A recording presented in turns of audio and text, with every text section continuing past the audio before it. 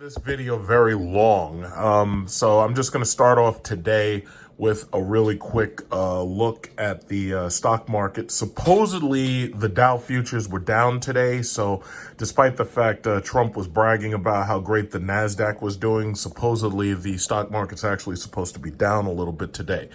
The key thing that you have to remember is the fact that Amazon, Microsoft, Apple, and I believe it is Google, these companies are basically trillion-dollar companies at this point. So because there's so much money in just a handful of stocks, like figure about maybe 5 stocks, Tesla, Amazon, Microsoft, Google, Apple, what you have to understand is that the market is very quick to waver right now based on just those 5 companies. 5 companies representing the bulk of stocks. Like if you look at the Dow, you're basically looking at all, like, what is it? I believe the number I heard was 85% of all stock value is in the Dow, which is the reason why they talk about the Dow so much. But that doesn't really tell you about the other stocks out there.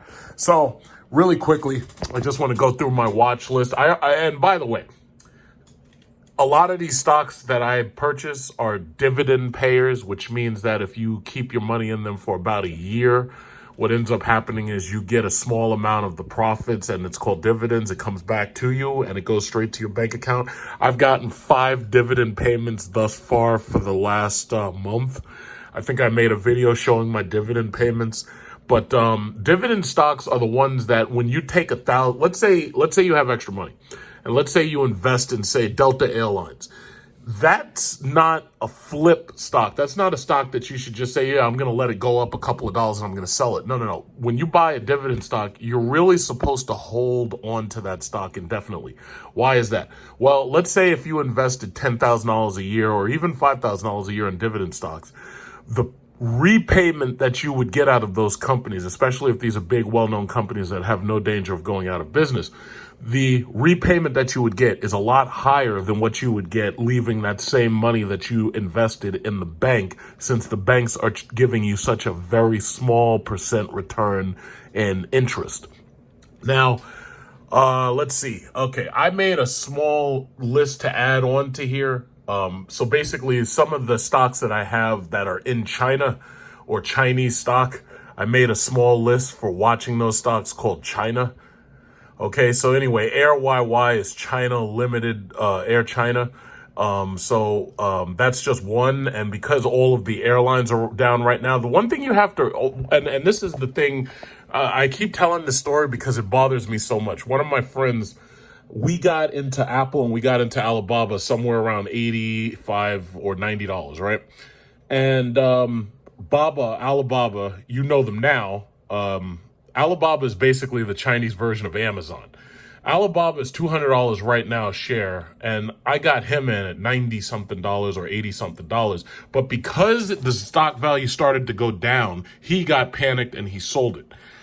When you buy into some of these stocks, these are long-term holds. Like, you try to get it as low as possible, but if you sell out, well, he sold when it went down to like the $79 value or something, and now it's in the $200 value. So I keep reminding him, and it's like, yo, listen, I told you not to sell it, but you sold it. A lot of these things you have to hold on to for a long time, especially if you're talking about dividend payer stocks. The only way you really regain your money is if you hold on to it for a while.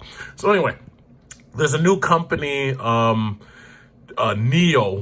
whatever you want to call it, NIO, and they make electric cars, and they experienced a surge in their stock value because of the fact that Tesla is having surges in its stock.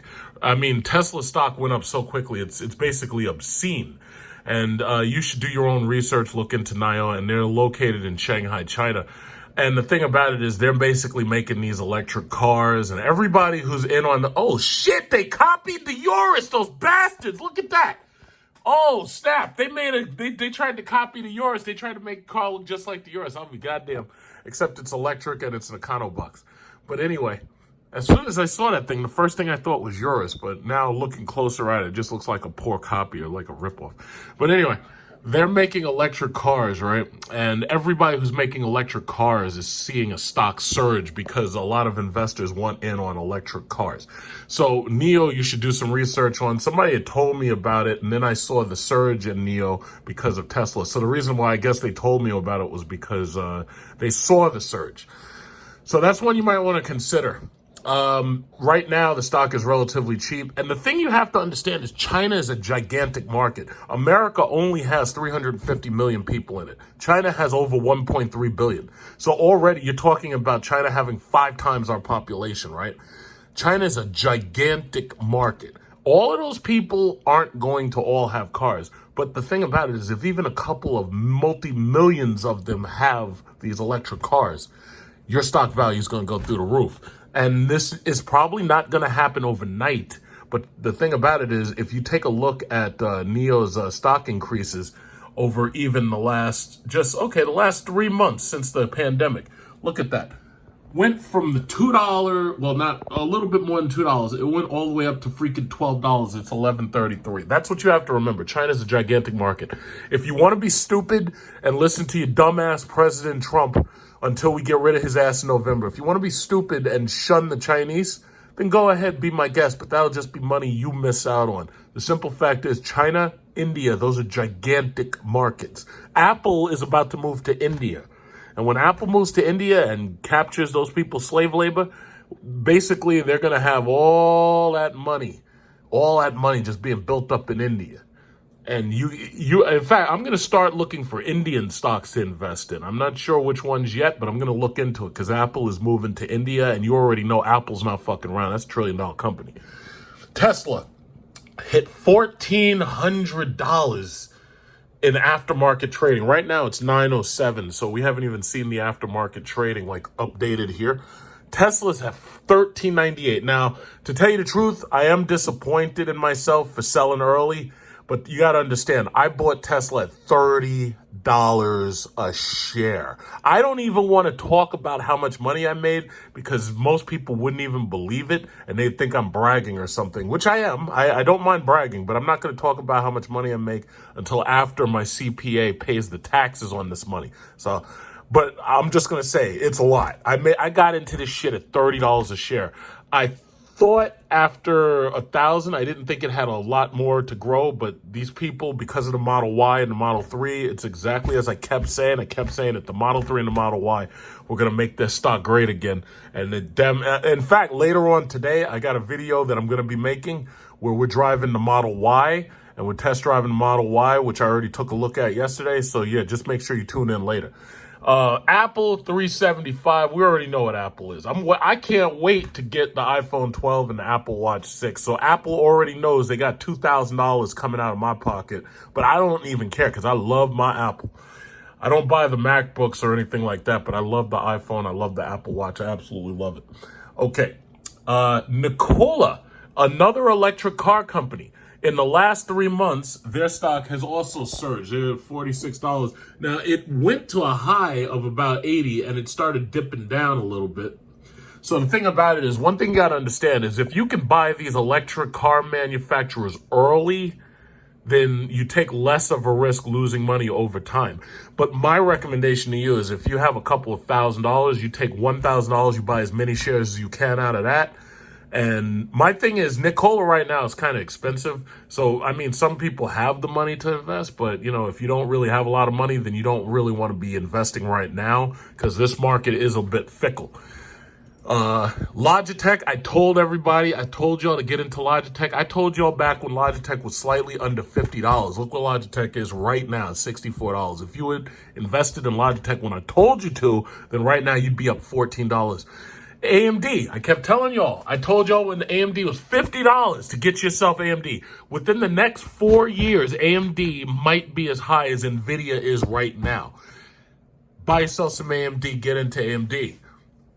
GM, Well, we already know GM's a car manufacturer. They manufacture all these cars, and all these people who consider themselves patriotic yet are very quick to attack peaceful protesters. You know, they're driving around in their GM trucks and everything. We already know GM's going to sell because, you know, GM gives military discounts and this, that, and other. So GM's a stable bet. My thing is, if you see GM continue to be right here for a little while, or if you see a dip, try to buy into GM. Then there's this company, Workhorse. They make electric cars too. It's Workhorse. Workhorse makes some ugly ass cars, but the thing about it is they're trying to make a nice, cool looking truck. Workhorse. Yeah, and Workhorse started to go up because of Tesla. Let's see, Workhorse truck. Because everybody's trying to invest in these electric cars, it's like Workhorse, they're making a truck. See, this is what the Cybertruck... See, this is the thing that gets me. Tesla, and I guess maybe this is genius on their part, or maybe it's insane. I don't know. We're going to have to wait to see. But Tesla knew that what people actually want is a regular looking truck that looks kind of like an F-150. So what did they do? They said, no, we're not going to make a regular, cool looking, regular F-150 electrified truck. What we're going to do is we're going to make some crazy ass Cybertruck looking like wedges and shit. But meanwhile, all these other electric truck manufacturers are copying the Ford F-150. Because if you really look at this from a distance, it looks like a combination of a Range Rover and a Ford F-150. If you look at that picture, like right there, it kind of looks like a Range Rover. They are trying to make copies of the F-150, only these cars are going to all be electric. The beautiful thing about an electric car is, imagine that you can plug that sumbitch in while you're sleeping at home and you can charge it. And because these things have instantaneous torque, that means that you just step on it and the thing's doing 0 to 60 in like 3 or 4 seconds. And bottom line is, electric cars, the reason why the surge is going on is because people know that these things are going to take over the roads.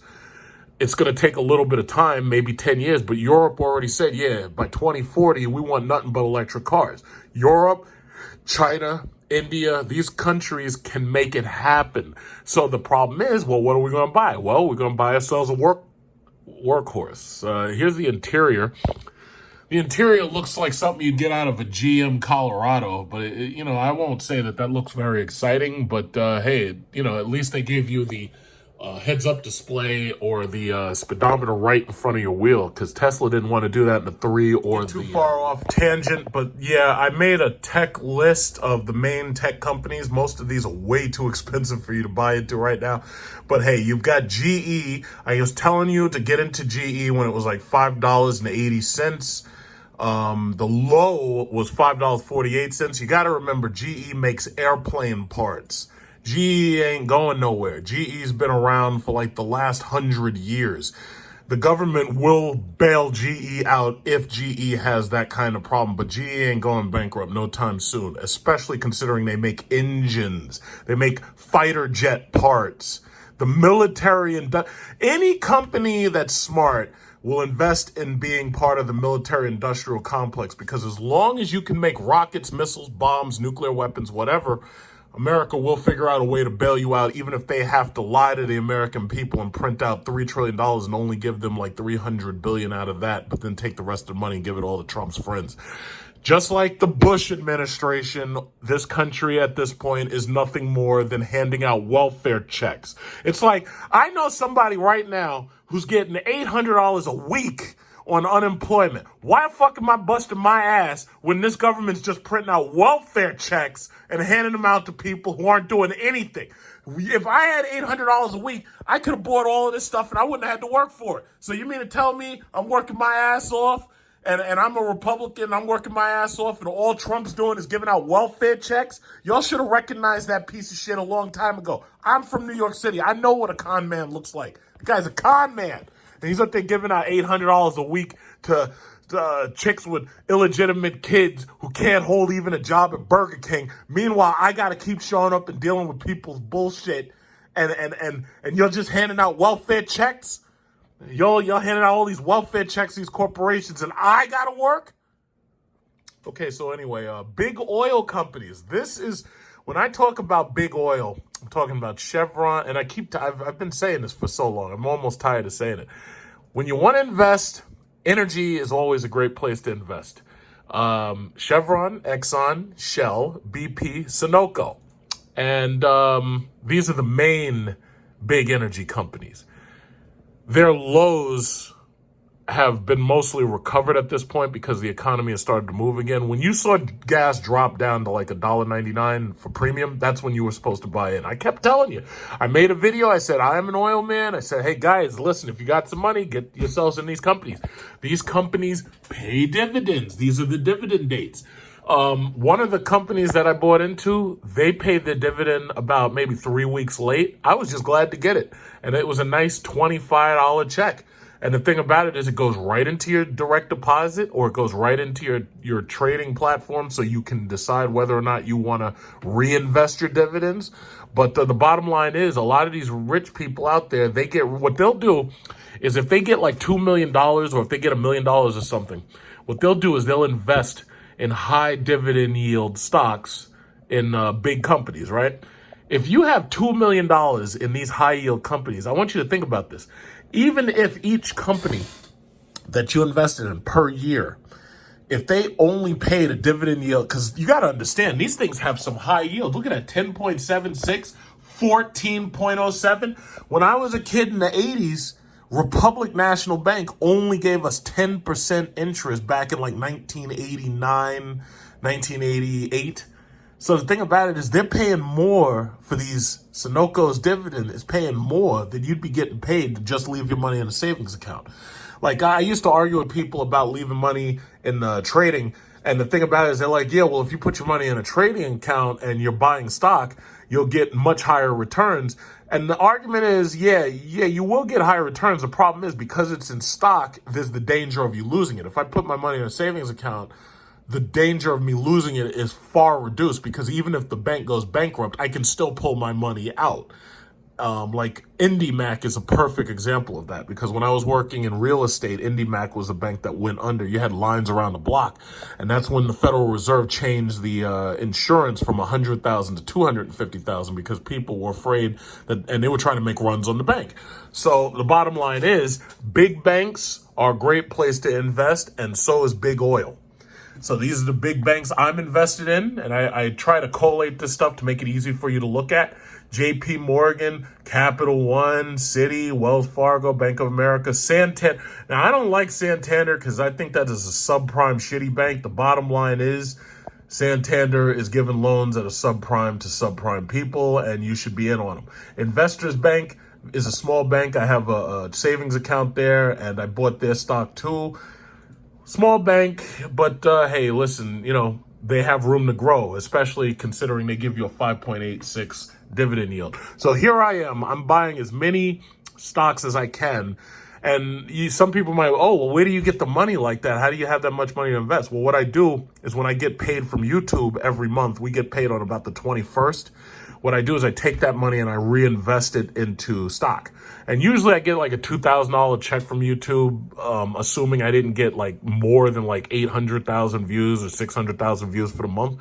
So what I do is I just take that money and reinvest it. That's basically what I do. I usually don't spend my own money from work because, I like to keep that in order to pay for my houses and shit. But, that's just what I do. So anyway, I am an oil man. This is all the oil stocks, the big companies, and then there's the smaller companies. So if I go right here to price, and before you ask, this is TD Ameritrade. That's the platform I use, TD Ameritrade. Because I get that question every single time I do one of these videos, and I'm like, how do you not know that this is TD Ameritrade? I've said it a million times. But anyway, there are some penny stocks here. DNR, NE, TTI. These are the cheaper ones. They're less than $1. Right now, oil is still not really moving as much as it should be, simply because the economy is still trying to restart. A lot of people have not started driving yet because most people don't have to go to work right now, especially considering this is summer vacation. Oil always goes down during summer in price. So the price of gas usually decreases during the summer. Thing about it is, I wouldn't not, and my thing is, you never invest all your money in one stock. Yeah, you're probably, if a stock goes up, you might run the risk of losing potential gains, but it's always smart to diversify. I never, if I took $1,000, I would never invest in just one stock. What I would do is I'd take that $1,000 and I'd divide it 1, 2, 3, 4, 5. And if you did it like that, there's a possibility these three go up, but that one and that one doesn't. Or there's a possibility that the reverse happens. There's a possibility that these go up and these don't. But that's diversifying. And also, you don't want to have all your money in oil. You want to split up your money, banks, oil, airlines, cruise lines. And before somebody says, oh, yeah, well, you can't invest in the airlines. Well, I want you to understand something. Cruise lines have done extraordinarily well.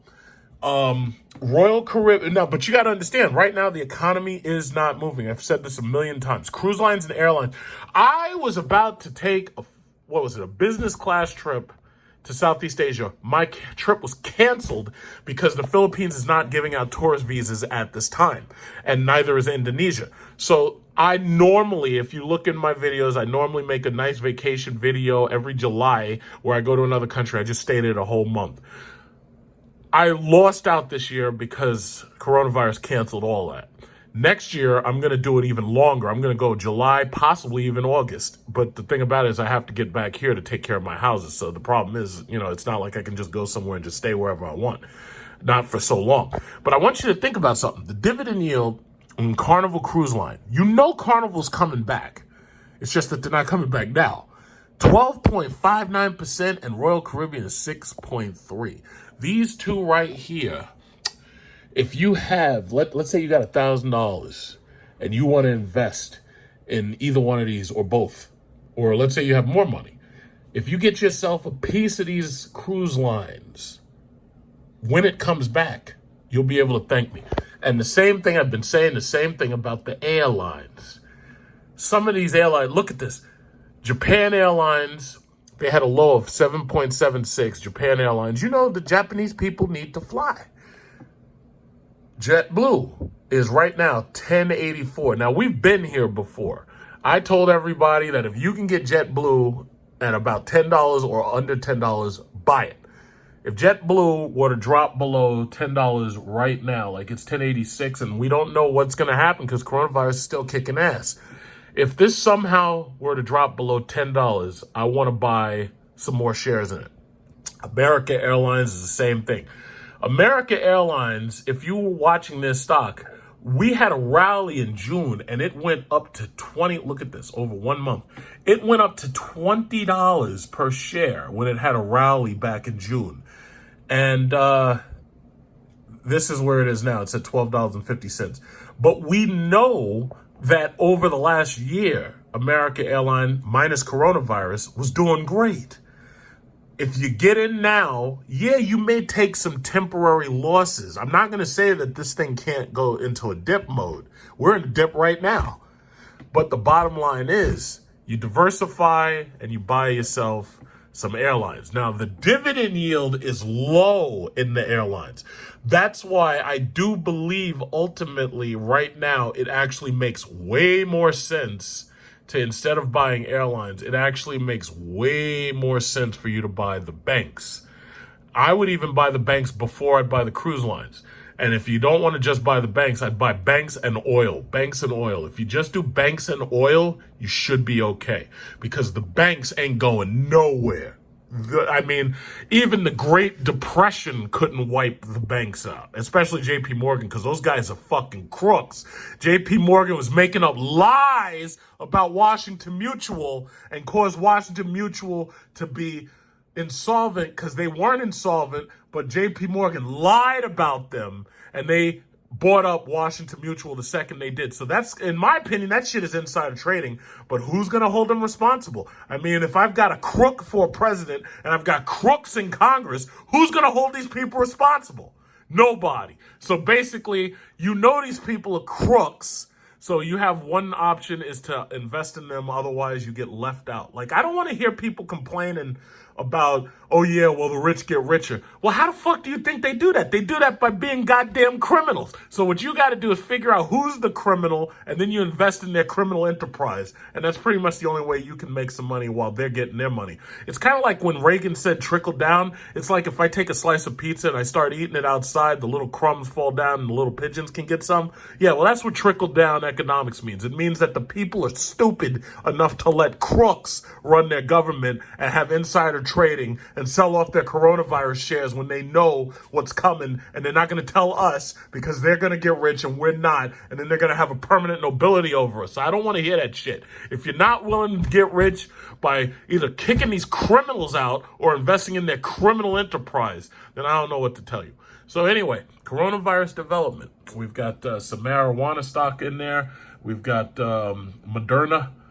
This is 58.80. That was, the low was 11.54. So if you got in then, you up. In fact, you up so much until you can swim in your upness.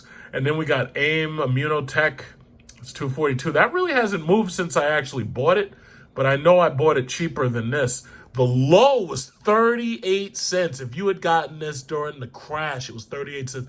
See, basically what you got to do, what I've realized is every time we have a Republican president, there's going to be some type of crash. So what you got to do is save as much money as you can and wait for that crash. You remember that age-old saying that when there's blood in the streets, buy property? Well, I have a new saying. When people are dropping dead of coronavirus and they dropping dead from like marching and being shot at by police, buy property. That's what you need to do. Okay, Gilead right here, they were the ones who make remdesivir. They're down from $80. I think the high was $85.97.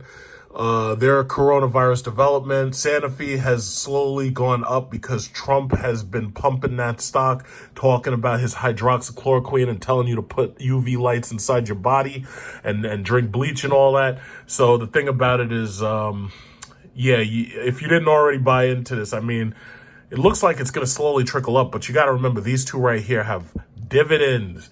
Now, again, dividends here are lower than they are in the banks, and I feel that your money is better spent in the banks, but I can't tell you how to spend your money. All I can tell you is what I do.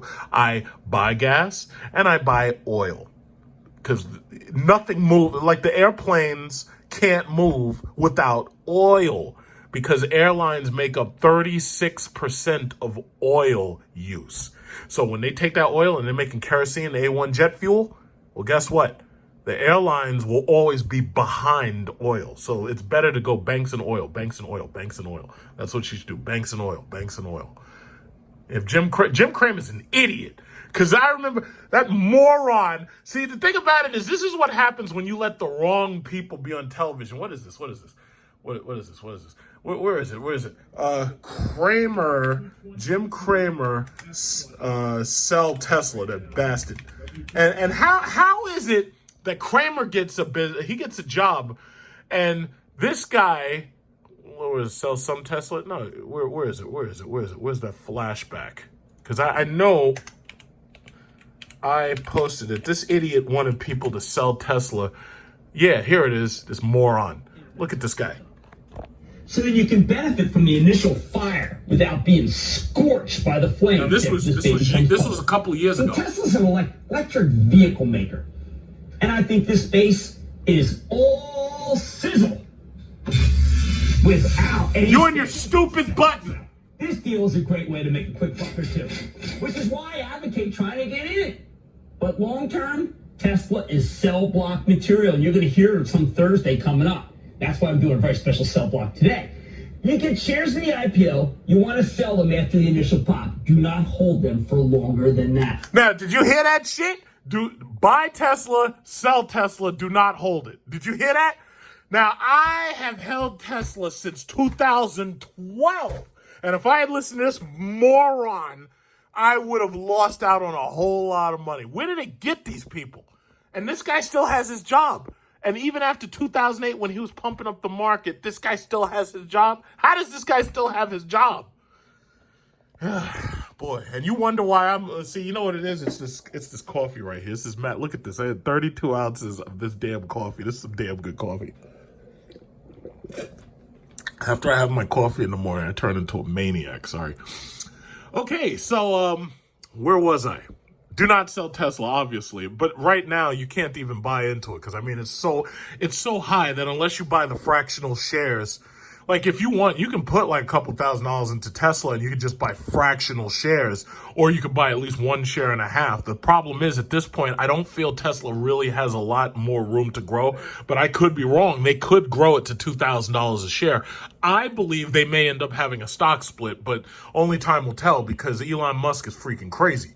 So the thing about it is I just don't know where it's going to go. So this guy told you to sell it though.